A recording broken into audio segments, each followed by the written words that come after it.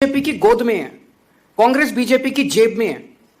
आज मैं आपको एक सिंपल सा उदाहरण देता हूं। पहली चीज तो ये, पिछले चुनाव में कांग्रेस को 17 सीट मिली, उनके 17 में से 5 विधायक छोड़ के बीजेपी में चले गए।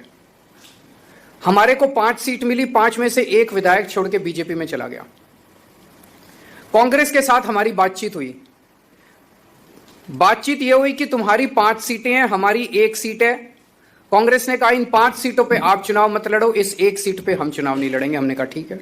यूं तो कांग्रेस पार्टी दिनों रात जो है बीजेपी के ऊपर तन कसते, ऐसा कोई मौका नहीं छोड़ते बीजेपी को सुनाने में क्या ये सिर्फ दिखावा है और कांग्रेस पार्टी असल में जो है बीजेपी की गोद में बैठी हुई पार्टी है, बीजेपी की जेब में रहती है और यहाँ तक कि बीजेपी जो भी फैसला करते उसके साथ जो है कांग्रेस पार्टी देते, बी टीम बनकर जो है चुनाव लड़ते और दोनों पार्टी जो है आम आदमी पार्टी को जो है हराने की कोशिश में लगे रहते हैं। ये बात बल्कि कोई और नहीं, अरविंद केजरीवाल ने जो है कांग्रेस पार्टी के ऊपर काफ़ी बरसे है गुजरात से, क्योंकि गुजरात में अरविंद केजरीवाल वो सीट पर जो है चुनाव जीत चुके हैं, जिसकी चलते वो भी भारी भरकम वोटों से आम आदमी पार्टी में खुशी का लहर है। ऐसे में अरविंद केजरीवाल जो है आज भी कांग्रेस पार्टी के ऊपर काफ़ी निशाना साधते, जो भरोसे की लायक नहीं है।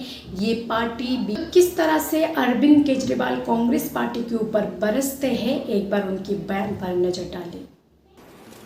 उन 5 सीटों के चुनाव पिछली साल हुए, आम आदमी पार्टी 5 सीटों पे चुनाव नहीं लड़ी।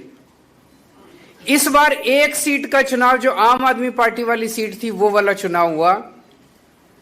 बीजेपी से आदेश आया, कांग्रेस उस आदेश को मना नहीं कर सकती थी। कांग्रेस ने आम आदमी पार्टी के साथ धोखा किया और अपना कैंडिडेट खड़ा कर दिया। पिछले साल जब उनकी 5 सीटें थी, हमने अपना कैंडिडेट खड़ा नहीं किया, लेकिन इस बार जब हमारी सीट थी, उन्होंने अपना कैंडिडेट हमें हराने के लिए खड़ा कर दिया। ये साफ दिखाता है कि कांग्रेस से उम्मीद नहीं है इस देश को। कांग्रेस बीजेपी के साथ, और कांग्रेस की टॉप लीडरशिप मिली हुई है, टॉप मोस्ट लीडरशिप मिली हुई है बीजेपी के साथ, और ये मैं पूरी जिम्मेदारी के साथ कह सकता हूं और पूरे सबूत हैं इस बात के। टॉप मोस्ट कांग्रेस की लीडरशिप बीजेपी की गोद के अंदर बैठी हुई है। एक कांग्रेस का आम कार्यकर्ता जो गली गली के अंदर घूमता है, वो अपने आप को ठगा सा महसूस करता है जब वो देखता है कि उनके ऊपर वाले सारे बड़ी बड़ी बातें करते हैं, कभी शादी के घोड़े की बात करते हैं, कभी रेस के घोड़े की बात करते हैं और जाके हाथ मिला लेते हैं बीजेपी के साथ। लेकिन बड़ी इंटरेस्टिंग है, अल्टीमेटली तो जनतंत्र है, जनता मालिक है। वो 5 सीटें हमने छोड़ दी, फिर भी वो हार गए कांग्रेस वाले। उन्होंने 1 सीट हमारी नहीं छोड़ी, वो भी हम जीत गए। कांग्रेस के लड़ने के बावजूद हम जीत गए।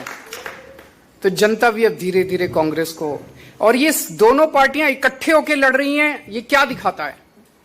ये एक सिस्टम है। आम आदमी पार्टी कांग्रेस और बीजेपी से नहीं लड़ रही, आम आदमी पार्टी इस व्यवस्था से लड़ रही है।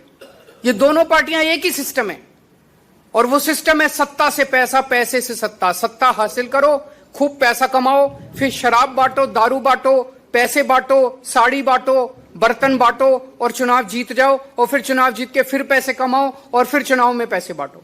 सत्ता से पैसा, पैसे से सत्ता, ये सिस्टम है इनका। इस सिस्टम के खिलाफ आम दोनों पार्टियों का एक एक सिस्टम है। और आप देखोगे कभी इस पार्टी का इधर, इस पार्टी का उसमें, उस पार्टी का इधर, पता ही नहीं चलता कौन किस पार्टी में। यशुदान जी बता रहे थे पिछले 7-8 साल में कांग्रेस के 70 गुजरात के बड़े नेता, 70 कांग्रेस के बड़े नेता जो है बीजेपी में शामिल हो गए। क्या बचा? वो तो बीजेपी कांग्रेस ही बन गई। तो केवल और केवल आम आदमी पार्टी देश के लिए लड़ रही है, गुजरात के लिए लड़ रही है, पंजाब के लिए लड़ रही है, भारत के लिए लड़ रही है, इस सिस्टम से लड़ रही है।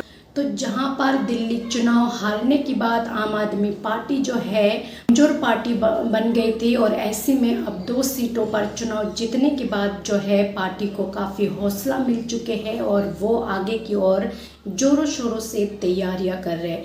तो अरविंद केजरीवाल के इस बयान के बारे में आप क्या कुछ कहना चाहेंगे? इस पर आपका जो भी राय है, अपना राय कमेंट बॉक्स पर जरूर लिखें।